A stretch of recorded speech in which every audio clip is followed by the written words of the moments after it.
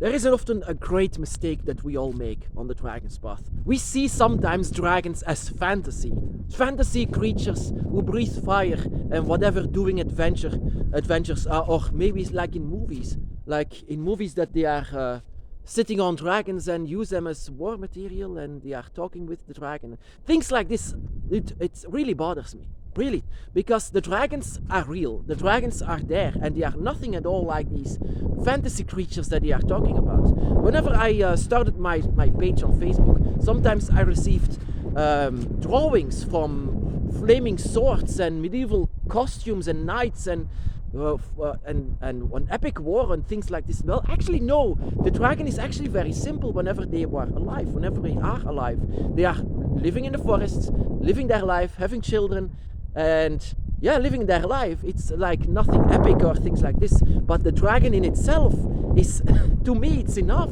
It's enough to, I mean, I had a lot of experiences whenever I was awakened in 2005 that the dragons are very powerful spirits that are not even among the dead. They are alive on a different plane, on a different dimension, on the fifth gate that I always say. But yeah, a lot of people actually still make this mistake on the Dragon's Path to see them as fantasy beings, fantasy creatures. Whenever I sometimes go to religion, I say to them, yeah, they are fantasy, of course, but not to me, because like I said, no one told me about this. No one said this is real. No one did. I speak out of pure experience, out of pure that, not from reading from books or everyone else's experiences. No, it's mine own experiences that I never even asked for. That sometimes it happens. It happened, and my first year was as slow as it can get. My first year, I visited the Dragon Realms, I visited the Void, I visited that different planes of existence. I mean, and all of these knowledge that the dragon has, all put inside of my head. I was going to explode because of that. My head was going to explode. It was so direct at once, and it was actually also a very good experiences, but it was also a difficult experiences of spirits, and also the darkness and the light and whatever humans are. Actually, all of these experiences that I had, I wanted to say this to people, but I was afraid to tell it because I know how it sounds. The dragon has shown me this. The dragon has shown me that. The dragon is real. It's not about all of these religions are wrong. It's like I cannot shout this. I mean, I had this to keep this for myself for 7 years. For 7 years, I managed to keep this for myself. While people say, "Oh, you have to go to church. It's better." I cannot, because I know it's false. For me, it's false because I've never experienced it. But the dragon is something that I experienced, and sometimes it was difficult. Sometimes it was a new life. It was like being reborn. I mean, I had to be explained so much again from a spirit, from a dragon spirit. And then sometimes people come to me and say, "Oh yeah, I fly dragons." Sometimes people also say to me like, "Oh yeah, they breathe fire and they go to castles and they go." Oh my goddess, if a dragon doesn't come near humans, a human is far too dangerous. So why should a dragon go and sometimes in medieval times, whenever they go to a castle and attack the castle, a dragon doesn't come near humans. They only come to you because you have a dragon spirit. You have a dragon energy that they are lured to. You are connected with them. But to other humans, they don't want to come there. They are not there at all. They don't want to be there.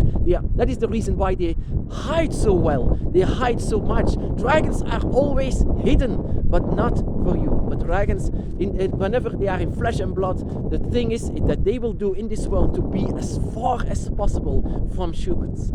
And that is also, they are not going to give you a ride or whatever. This is not how dragons are. Humans have no idea of what or who dragons are. They have no idea, and sometimes we are also distracted by humans and their vision of dragons, their vision that we are taking, their visions of Hollywood dragons, their visions of fire-breathing dragons, their visions of fantasy.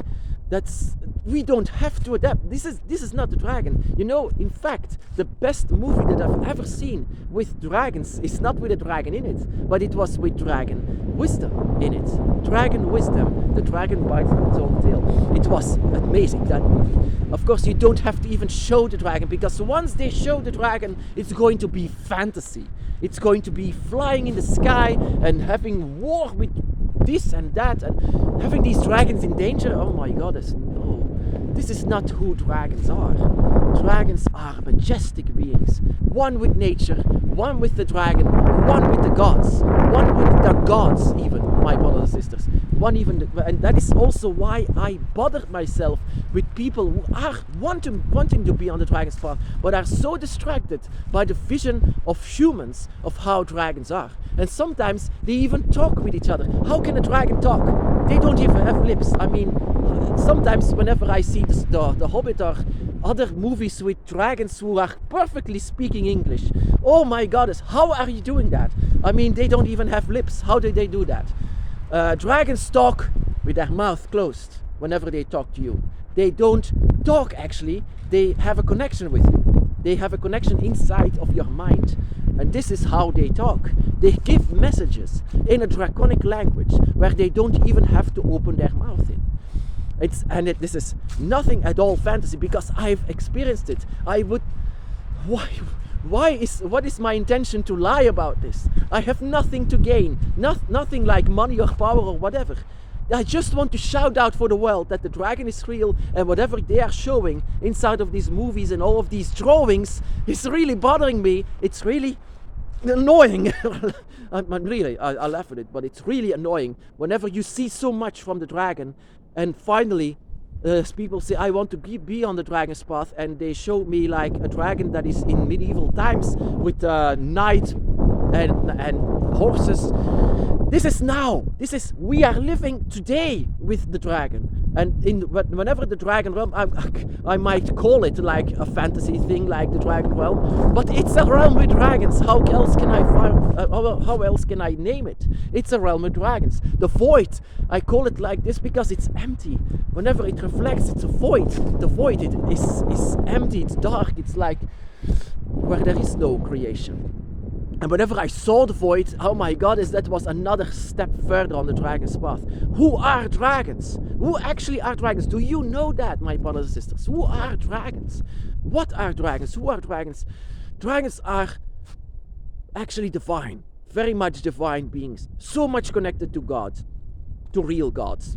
The real gods, the children of them.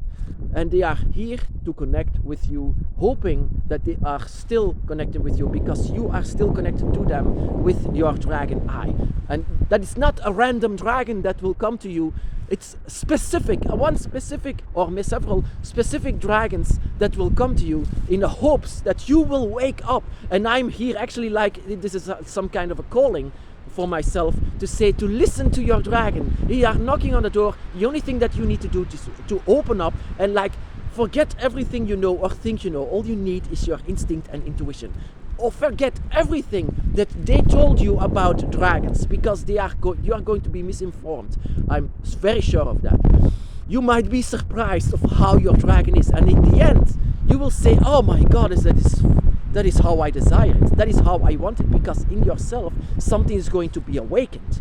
And sometimes your human self also is going to be louder than that of the dragon and say, no, that version of the dragon is better. But no, actually no. Your spirit is going to tell you, well, what version is it that you still remember?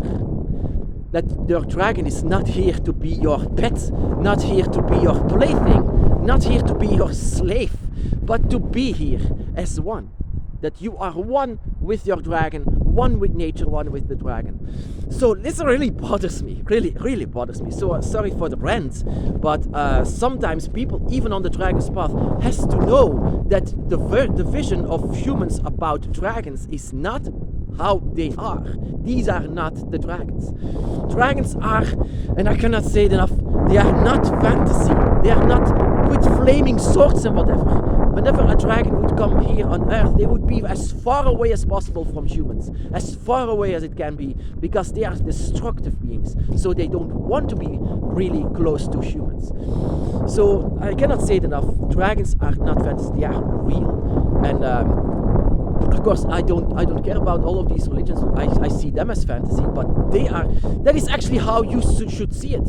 How you should see it. How much devotion that some people have in religion. This is how I show devotion in the Dragon's Path, and this is how I came to understand how they are and who they are and what kind of an energy they have.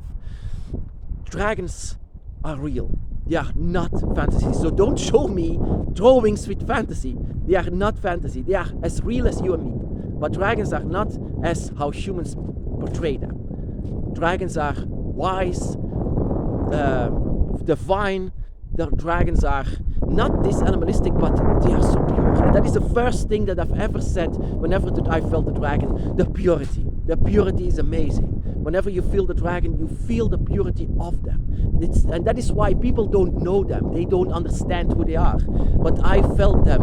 And the moment that I felt them, I felt the purity of the dragon.